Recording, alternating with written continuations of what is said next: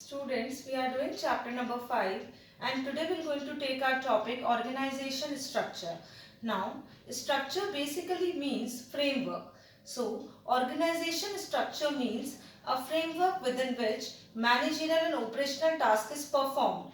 What do you mean by managerial task? The task which is generally performed by top and middle level of management, whereas operational tasks are performed by workers and lower level of management. So a framework in which both managerial and operational task is performed is known as organization structure.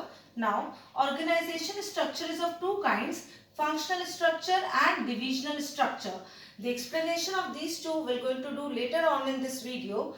Coming to the next concept, that is span of management.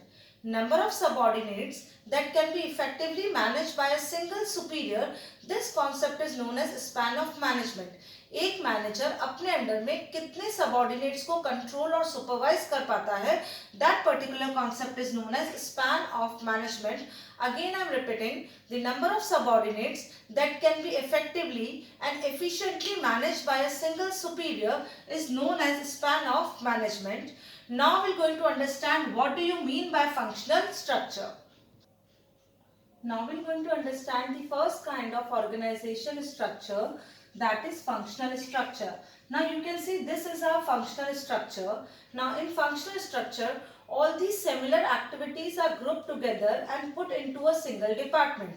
Suppose all the sales activities are grouped and combined and they are put in a sales department.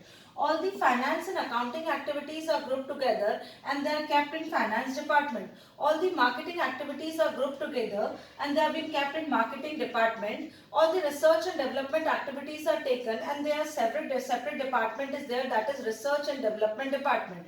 Such kind of structure is known as functional structure, in which the similar nature of activities are clubbed together and they are put in a separate department. This is known as your functional structure. Now, functional structure is suitable when the size of organization is large. See, these several functions are being just performed under a single organization. Moreover, this particular structure is suitable when there are different activities taking place in the organization and each requires a high degree of specialization. We cannot invite any sort of compromise among all these activities. That is why all these activities are properly being separated and separate departments are there for each and every organization. So generally it is being suitable when size of organization is large and when organization is dealing in that of different kinds of activity and each requires a high degree of specialization. Now we are going to do merits and demerits of functional structure. Start. Now we are going to do merits and demerits of functional structure.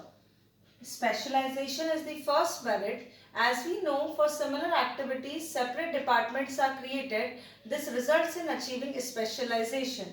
Second one, it also brings efficiency and economy for that of organization, because each department have to see their own functions. This will result in that of increase in efficiency.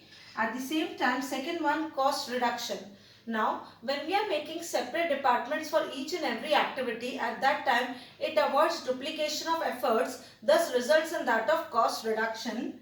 Next one, easy training of employees. With the help of making separate departments, we can train easily the new employees. Suppose a new employee is coming, at that time, if he wants to just being trained for the sales activity, will be straightforward sent to that of the sales department. Thus, it helps in easy training of employees. Next one, control and considerations. That means easy controlling can be done, as because each and every activity is being separated by the different departments. If any loophole is there in any of the activity, we are going to control that particular department only. This facilitates easy controlling. Coming to the next one, that is demerits. Now, functional empires. In all the activities or in this particular, all the departments become functional empires in itself. Why? Because they think of their own function.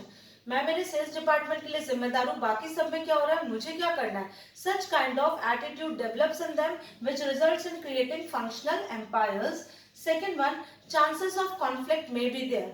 Now listen children, when there will be a lack of communication among the departments or when there will be any conflict among the chances of conflict is there between the various departments because of that of lack of interaction and communication. Same way, problem of coordination will also arise, which is our third limitation. Okay, hope you understood all the merits and demerits. Specialization can be achieved, efficiency can be brought by making separate departments, cost can be reduced, new employees can be trained, easy controlling can be there, but at the same time functional employees will be there. They will be thinking of their own separate departments and not working and ignoring the overall organizational objective. At the same time, chances of conflict and coordination can also be there. And with this, we have completed with our first kind of organization structure, that is functional structure. In the next video, we are going to complete with our divisional structure. Thank you.